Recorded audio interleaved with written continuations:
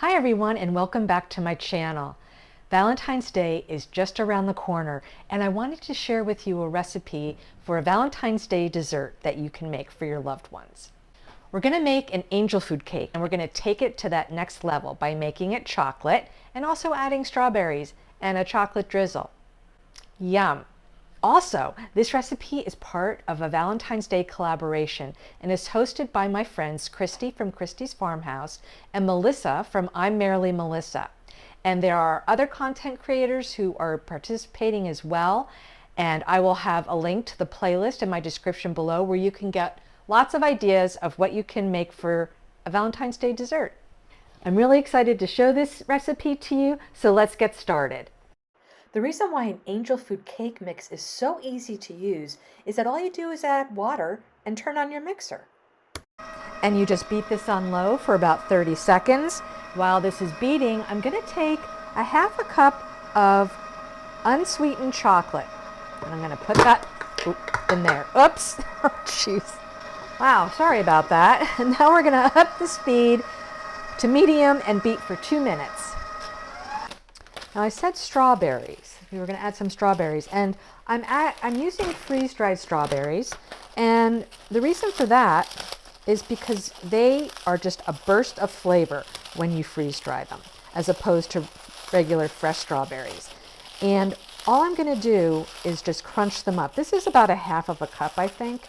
I may add more. I don't know. I'm just going to kind of eyeball it. All we're going to do is dump them right in. And we're just going to stir them around. And honestly, I think I'm going to add some more. Okay, I think this will be enough. When we add this cake batter to the pan, this is your typical angel food cake pan, and it's going to be ungreased. You don't want to grease it. We're just going to pour it right in. Once I get this all in, I'll just even it out. Okay, we're ready for the oven. We're going to bake this per package instructions, and that would be 350, checking at 37 minutes. See you in a bit.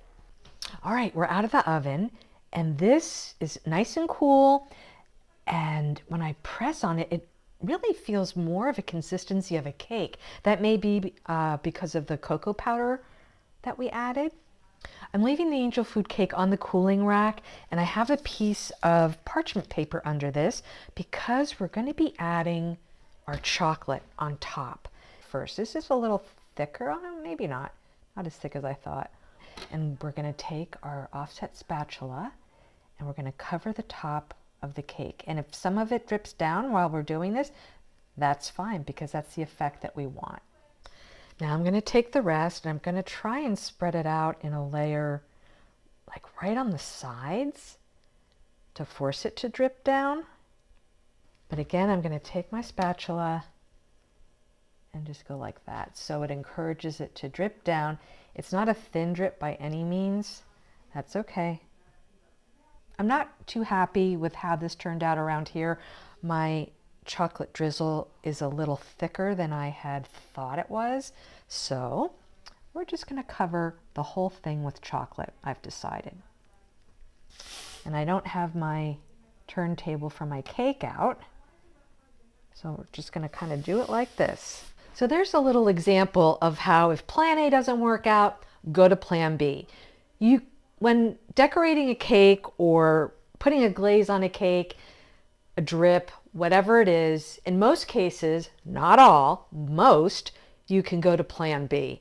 And this is plan B, and I think it looks perfect. We need to let this chocolate set. Then we're going to cut into it and see exactly what we have. Okay, so I had an idea.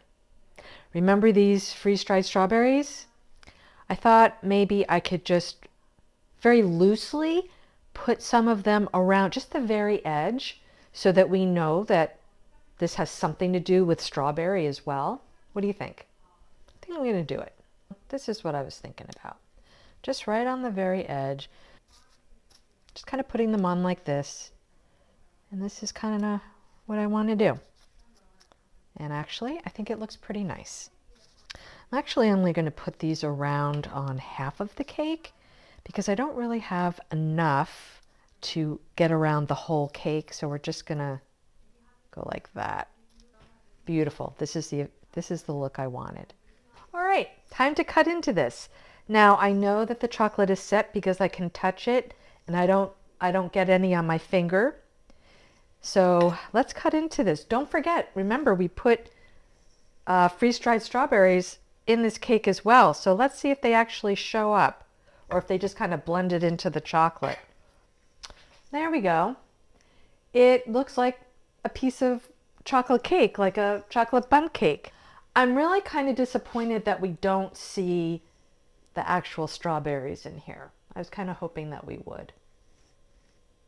Let's see how it tastes.